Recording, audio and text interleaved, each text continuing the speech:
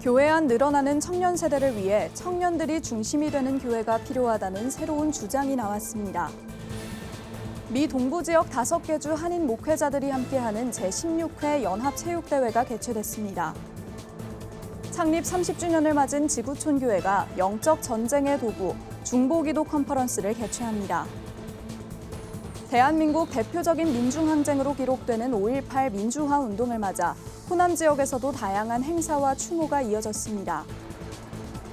횃불 트리니티 신학대학원 대학교가 17일 24시간 캠퍼스 연합 예배를 진행했습니다.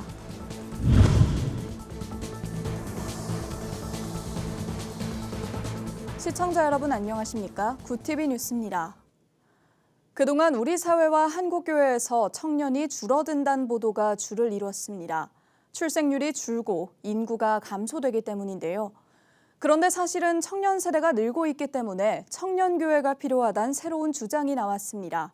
무슨 이야기일까요? 장정훈 기자가 보도합니다. 서울 종로구에 위치한 예능청년교회. 청년부 재정을 독립해 하나의 청년교회를 안정적으로 정착시킨 것으로 잘 알려져 있습니다. 9년 전 본 교회로부터 예산 4천만 원을 지원받아 시작한 예능청년교회는 봉헌이 줄어 재정 어려움을 겪을 것이란 우려가 무색하게 코로나 이후 청년 예배 참석은 180명, 헌금도 6배 성장을 경험했습니다. 청년이 중심이 되는 교회의 시스템을 전하기 위해 제3회 청년 목회 세미나가 열렸습니다. 현재 예능 청년교회의 담임을 맡은 이승현 목사는 청년교회가 부응하는 첫 번째 이유로 시스템을 꼽습니다. 이 조직이 없었으면 청년교회라고 분리된 조직이 없었으면은 여기까지 못 왔어요. 조직을 알고 조직의 중요성을 깨닫고 아직도 남아있는 청년들 그들에게는 불이 있습니다. 불. 그러니까 역동성이 있어요. 얼마 전 예능 청년교회의 독립부터 성장을 책임졌던 심성수 목사가 교회를 개척해 나가면서 모두 따라서 나가지 않을까 우려했지만 실상은 그렇지 않았습니다. 이 목사는 그 이유로 예능 청년교회의 구조와 시스템이 잘 갖춰졌기 때문이라고 강조합니다. 또 청년교회는 재정 장로 역할도 2년을 임기로 청년이 감당합니다. 그러다 보니 청년 모두가 돌아가며 운영위원회를 경험하고 교회 운영에 구성원의 의견이 적극적으로 반영됩니다. 특히 예능 청년교회는 재정의 투명성을 높이고 예산 사용의 자율성을 확대하는 등 체계적인 구조를 세워 청년들의 적극적인 참여를 끌어냈다고 설명합니다. 이런 경험은 자연스럽게 자신이 섬기는 공동체에 더 큰 애정을 갖게 한다는 겁니다. 청년들이 떠나는 이유 많이 얘기할 때 또 자신들의 의견이 좀 잘 반영되지 않고 또 교회 창구를 통해서 그런 것들을 설명해낼 수 있는 그런 게 없잖아요. 주도적으로 참여해서 의사를 결정할 수 있고 또 그런 것들을 만들어낼 수 있는 구조가 있으니까. 또 신 목사는 한국교회 청년 목회에 대한 새로운 주장도 펼쳤습니다. 현재 한국교회는 청년 세대가 줄어들고 있다고 말하지만 실상은 혼인이 늦어지면서 장기간 경제활동을 하는 인구가 더 늘어나는 추세이기 때문에 이들 3040 세대를 지도해줄 청년교회와 목회자를 세우는 데 더 집중해야 한다는 겁니다. 신 목사가 개척한 교회의 90%도 3040 세대 청년들입니다. 인구가 줄고 교인 수가 줄어들고 고령화되고 그런데 유일하게 늘어나면서도 여기를 책임질 수 있는 세대가 청년 세대인 것 같아요. 청년은 하나님이 주신 선물과 같은 세대이니까 여기에 사역자들도 더 마음을 쏟아도 내 목회의 미래가 여기서 또 희망을 발견할 수 있지 않을까. 이날 참석한 50여 명의 청년부 목회자들은 청년들이 주도적으로 참여할 수 있는 교회 운영에 깊은 관심을 보였습니다. 청년들의 의견이 바로 이제 교회의 담임 목사님과 이제 장로님들에게도 전달이 되고 그 가운데서 이제 청년들이 바라는 그런 사역들을 이루어 나가는 모습들이 여러 가지로 좀 인사이트를 얻게 되었고 청년들이 자기들이 주체성을 가지고 사역을 하면서 내가 교회의 한 일원이라는 것을 스스로가 깨닫고 그렇기 때문에 청년의 때에 많은 헌신들이 나오게끔 어떻게 도울 수 있을지에 대해서 좀 생각해 보게 되었습니다. 구조와 시스템을 갖춘 청년교회를 이해하는 3040 세대가 한국교회를 살릴 그리스도의 선물이라고 말하는 신 목사. 청년 세대에 집중해 이들을 지도해줄 한국교회 목회자가 필요한 시점입니다. 구TV 뉴스 장정훈입니다. 뉴욕과 뉴저지 등 미 동부 지역 5개 주 한인 목회자들이 참여하는 연합체육대회가 올해로 16회를 맞이했습니다. 승패를 떠나 목회자들이 함께 땀 흘리며 스포츠를 통해 하나가 되는 시간이 이어지고 있습니다. 보도에 뉴욕지사 김은교 PD입니다.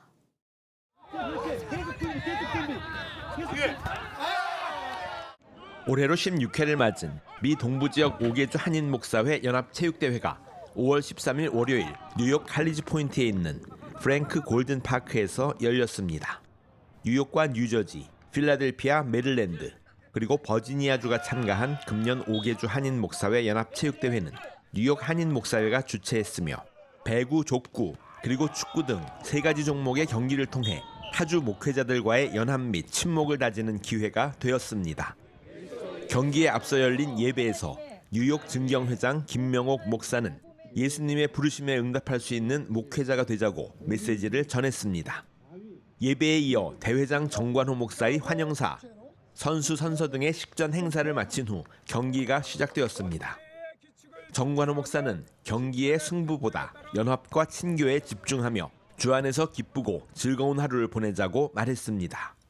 5개 지역의 모든 목사님들이 연합과 친교를 위해서 모였습니다. 그래서 우리들이 승부에 집착하지 말고 주 안에서 서로 하나 된 것을 잘 지켜나가자 하는 취지로 이렇게 시작을 했습니다.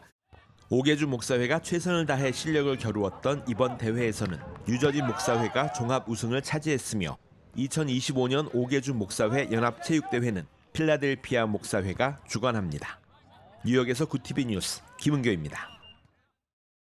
예수 그리스도가 사역을 감당할 때 가장 먼저 하신 일, 바로 기도입니다.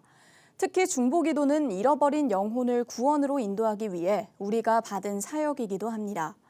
이런 중보기도를 돕는 컨퍼런스가 열렸습니다. 장세인 기자가 취재했습니다. 교회에서 흔히 사용하는 중보기도란 표현, 중보란 두 사람 사이에서 화해를 도모하는 일을 말합니다. 하나님과 인간 사이에서 인간의 죄를 대신 지고 십자가 보혈을 흘리신 예수님이 바로 중보자입니다. 예수님은 우리를 중보기도자의 자리로 초청하면서 신앙생활에서 가장 우선으로 중보기도에 힘쓰도록 가르쳤습니다. 이런 중보기도를 성경적으로 이해하고 올바르게 할 수 있도록 돕기 위해 지구촌 교회가 중보기도 컨퍼런스를 열었습니다. 왜 중보기도가 가장 고상한 기도일까? 가장 비이기적 기도이기 때문에 비이기적 기도. 유일하신 중보기도자는 물론 예수님이에요. 그 주님이 친히 우리에게 뭐예요? 나눠주시는 사역이다. 같이 하자고. 잃어버린 영혼들의 구원을 위해서 기도해야 돼요. 이 목사는 한국교회 일부에서 중보기도라는 표현을 쓰지 말자고 하는 것에 대해서도 설명합니다. 성경의 유일한 중보자가 예수님인 건 맞지만 우리는 잃어버린 영혼을 구원으로 인도하는 복음 전파의 사명을 받았기 때문에 중보를 해야 한다고 강조합니다. 기도가 어려운 사람들을 위한 기도 방법도 제시됐습니다. 1시간 기도 운동과 예수동행 일기로 잘 알려진 유기성 목사는 기도가 어려운 이유는 응답을 받아야 한다는 중압감을 느끼기 때문이라고 말했습니다. 그러면서 기도의 초점은 응답이 아닌 하나님과의 교제라며 그러다 보면 무엇을 기도해야 할지 기도 제목을 주시고 기도의 기쁨도 알게 하신다고 말했습니다. 하여튼 생각나는 모든 기도 제목을 다 기도를 했는데도 10분이 안 지나요. 그래서 성경을 보자. 그리고 창세기부터 성경을 읽어 내려가기 시작을 하는데 깜짝 놀랐어요. 저는 성경에 그렇게 기도에 대한 말씀이 많은 줄을 몰랐어요. 그때부터 저에게 있어서 기도 시간은 성경 공부와 똑같았어요. 말씀을 보고 깨달으면 기도하고 또 그걸 요약해서 옆에다가 쓰고. 올해 창립 30주년을 맞은 지구촌 교회는 개척 초기부터 1000명의 중보기도 사역자를 세워 중보기도 사역을 이어나갔고 현재는 3000명으로 늘었습니다. 참여한 사역자들은 심내교 3000개의 교회를 매칭해 기도하고 있습니다. 기도는 호흡과 같이 끊이지 않아야 하지만 영적 전쟁을 하는 노동이라고 말하는 최성은 목사. 나만을 위한 기도에서 벗어나서 이웃과 또 한국 교회를 위해서 또 세계 선교를 위해서 기도할 때는 정말 그 하나님께서 나와 함께 하시는 기쁨도 느끼는 것이고 한국 교회도 하나가 되는 놀라운 역사가 있는 것 같습니다. 지구촌 교회는 기도 실습과 중보기도실 탐방 프로그램을 마련한 가운데 중보기도 사역이 개교회에 정착될 수 있도록 컨설팅도 제공한다고 밝혔습니다. 중보기도 컨퍼런스는 분당 지구촌교회 본당에서 22일까지 이어집니다. 구TV 뉴스 장세인입니다. 구TV 호남 전북본부에서 보내온 소식입니다. 대한민국의 대표적인 민중항쟁으로 기록되는 5.18 민주화 운동을 맞아 호남 지역에서도 다양한 행사와 추모가 이어졌습니다. 평화와 민주화에 앞장서는 기독교 청년회 전주 YMCA는 17일부터 18일까지 이틀 동안 기독교 사회운동 지도자와 청소년 60여 명이 참여해 민주묘역을 참배한 후 민주평화 대행진, 전야제 행사 탐방으로 광주 민주화운동의 정신을 되새겼습니다. 전북인권선교협의회도 국립 5.18 민주묘지를 참배하고 5.18 광주 민주화운동의 뜻을 기렸습니다. 이날 인권선교협의회로 행사에 참여한 완산교회 유병근 목사는 우리는 기독교인으로서 역사적인 현실을 마음에 항상 새기며 살아가야 한다고 말했습니다. 전남 기독교교회협의회도 광주 한빛교회에서 5.18 행사를 열고 독일 헤센 나시우스 교회 스테판 아라스 목사를 초빙해 기념 예배를 드리고 5.18 정신헌법 수록, 종전과 평화협정, 기후와 생태환경을 위해 함께 기도했습니다. 한편 5.18을 기념하기 위해 윤석열 대통령과 정계 인사들의 묘역 참배를 시작으로 광주 지역 곳곳에서 다양한 행사가 펼쳐지며 민주화 운동을 위해 희생된 열사들을 추모했습니다.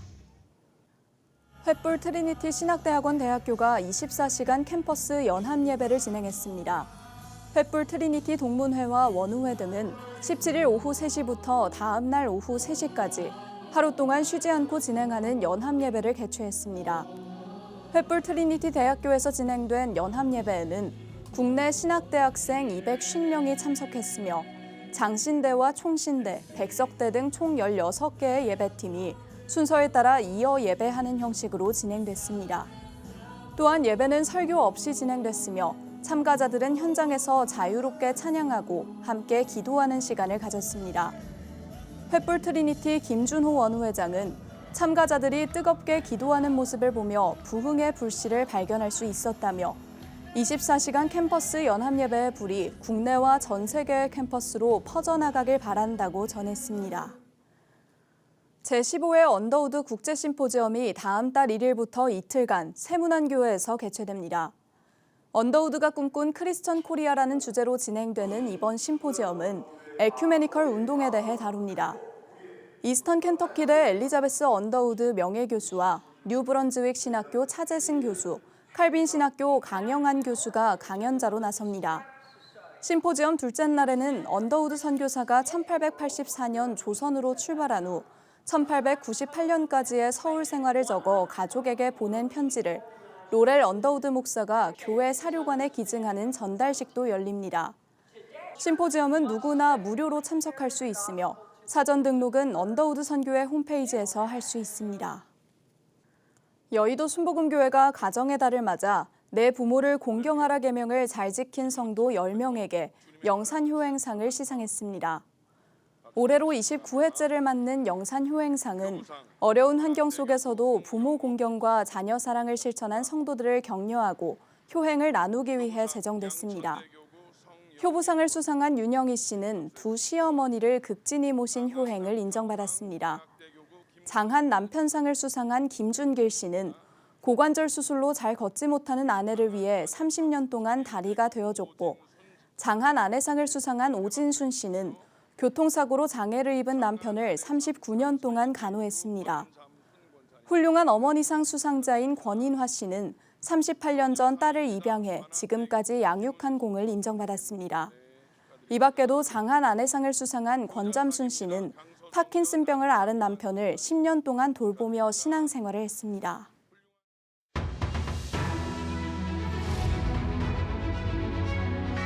오늘의 이슈 포커스입니다. 정부의 해외 직접 구매 규제 대책 발표 후 혼선이 빚어지자 대통령실이 공식 사과했습니다. 윤석열 대통령도 향후 이 같은 혼선이 재발하지 않도록 사전 의견 수렴과 언론 설명 강화 등 재발 방지책 마련을 지시했습니다. 대통령실 성태윤 정책실장은 20일 용산 대통령실에서 브리핑을 통해 최근 해외 직구와 관련한 정부의 대책 발표로 국민들께 혼란과 불편을 드린 점에 대해 사과드린다고 말했습니다. 앞서 정부는 지난 16일 어린이용품과 전기 또 생활용품 등 80개 품목에 대해 KC 인증이 없는 경우 해외 직구를 금지하는 것을 주요 내용으로 하는 해외 직구 안전 대책을 발표했으나 소비자 선택권을 과도하게 제한하는 규제라는 비난이 불거졌고 결국 발표 나흘 만에 사과했습니다. 의대 증원에 반발하는 전공의들의 집단 사직이 석 달째를 맞았습니다. 이런 가운데 정부가 내년도 전문의 자격을 취득하기 위해 20일까지 복귀해야 한다고 촉구하자 의협은 이들이 병원으로 돌아올 가능성은 전혀 없을 것이라고 일축했습니다.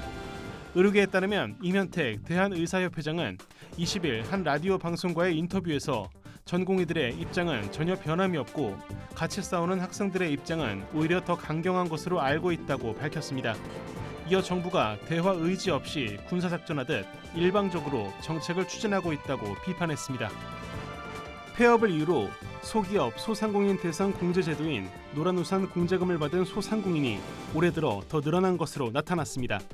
20일 중소벤처기업부 또 중소기업중앙회 등에 따르면 지난 1월부터 4월까지 노란우산 폐업 사유 공제금 지급액은 5,442억 원으로 지난해 동기보다 19.9% 늘었습니다. 공제금 지급 건수는 4만 3천여 건으로 9.6% 증가했습니다. 코로나19 사태에 이어 고금리, 고물가 여파로 손실이 누적되면서 소기업과 소상공인 폐업이 더 늘어날 것으로 보이는 가운데 범정부 차원의 대책이 필요하다는 목소리가 높아지고 있습니다.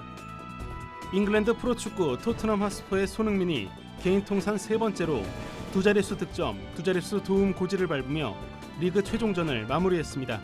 토트넘은 한국 시간 20일 영국 브레몰 레인에서 열린 셰필드 유나이티드와의 2023-2024 프리미어리그 최종 38라운드 원정 경기에서 3대 0으로 승리했습니다.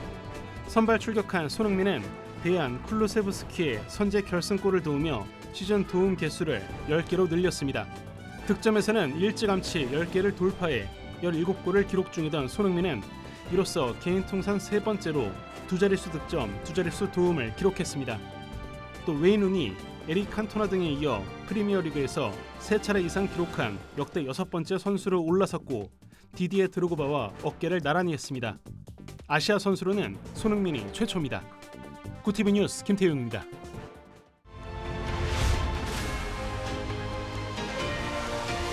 구티비 월드와이드입니다. 제이크 설리번 미국 백악관 국가안보보좌관이 가자지구 라파에 대한 이스라엘의 대규모 공격에 반대한다는 입장을 재확인했습니다.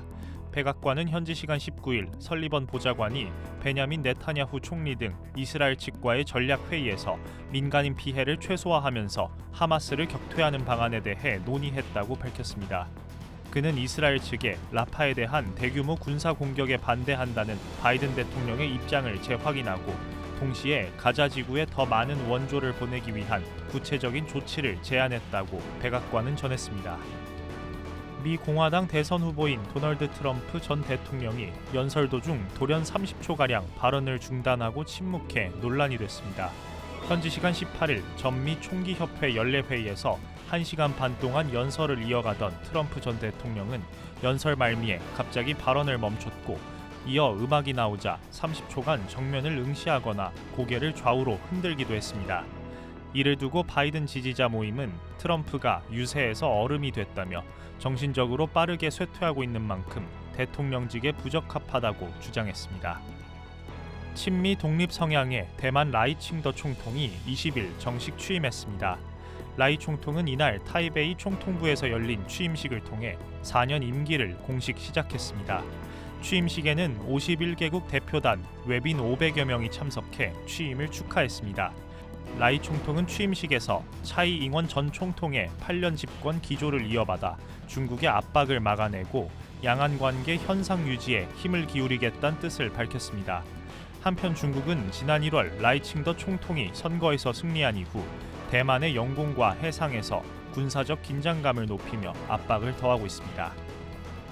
현지 시간 20일 로이터 통신이 전날 헬기 추락 사고를 당한 에브라힘 라이시 이란 대통령 등 탑승자 9명 전원이 사망한 것으로 추정된다고 보도했습니다.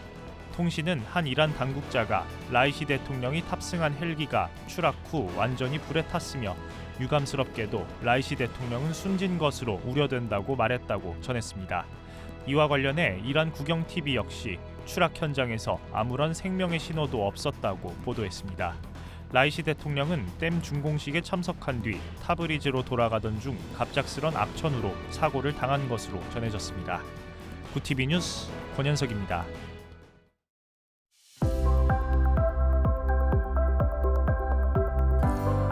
이번 한 주는 뚜렷한 비 소식 없겠습니다. 내일은 맑은 하늘이 드러나면서 중부지방의 기온이 다시 크게 오르겠습니다. 동해안을 제외한 대부분 지역의 낮 기온이 25도를 웃돌겠는데요. 하지만 해가 들지 않는 아침과 밤에는 기온이 뚝 떨어져서 일교차가 10도 이상 크게 벌어지겠습니다. 이어서 전국 날씨입니다. 내일 한낮 최고 기온은 서울 28도, 강릉 22도가 예상됩니다.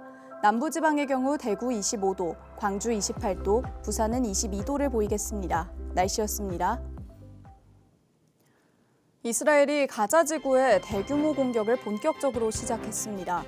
국제사회의 만류에도 전쟁은 멈출 기미를 보이지 않습니다.